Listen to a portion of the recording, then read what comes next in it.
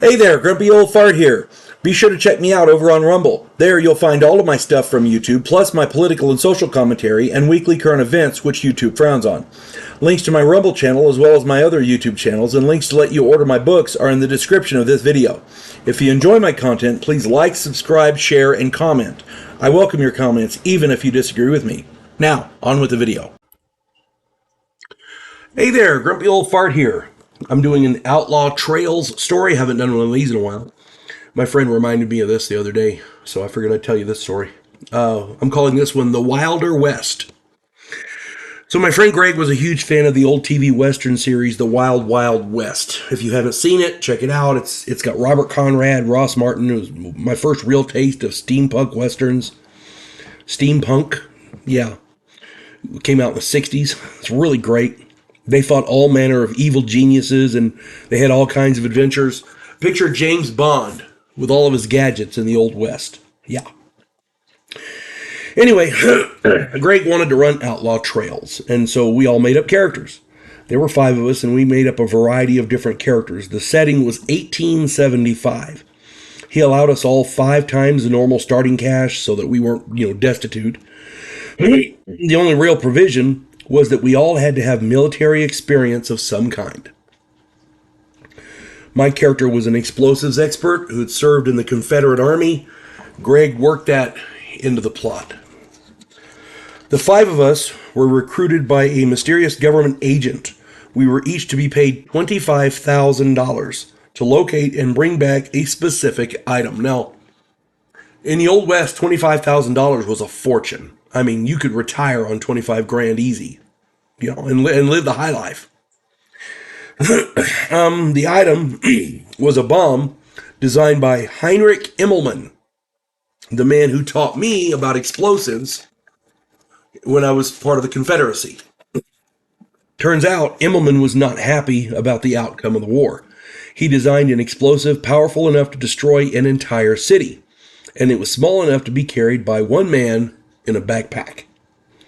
Immelman had already used one such explosive to destroy a mining town in Colorado just to test it out, and that's what got people's attention.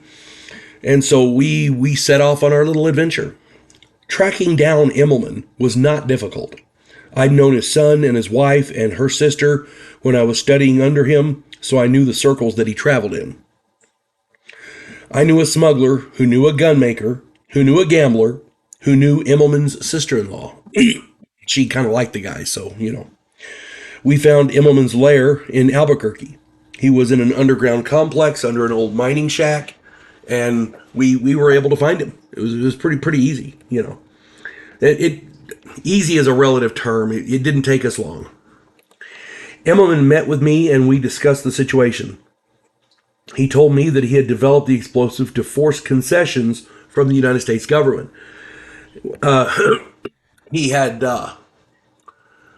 wanted the several states to be allowed to secede and form their own country.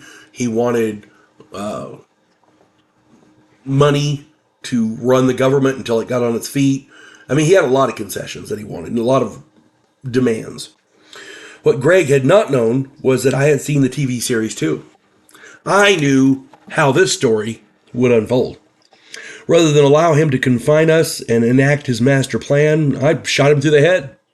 We took the explosive and rode back to Albuquerque. However, unbeknownst to me, his son Henry was the actual mastermind. In retaliation for me killing his father, he used another explosive device to destroy Albuquerque, or at least a good portion of it. We saw the city go up and realized that we were not done with the mission.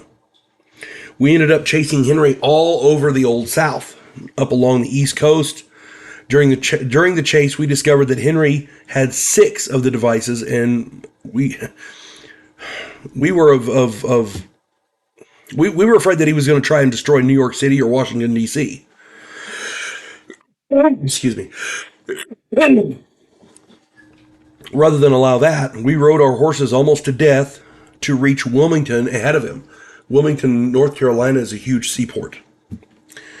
We used a small boat to sneak aboard his schooner, and we set one of his devices to explode and then dove overboard. The explosion destroyed Henry and all of his devices while they were well out to sea. So it was we were able to save the day, as it were.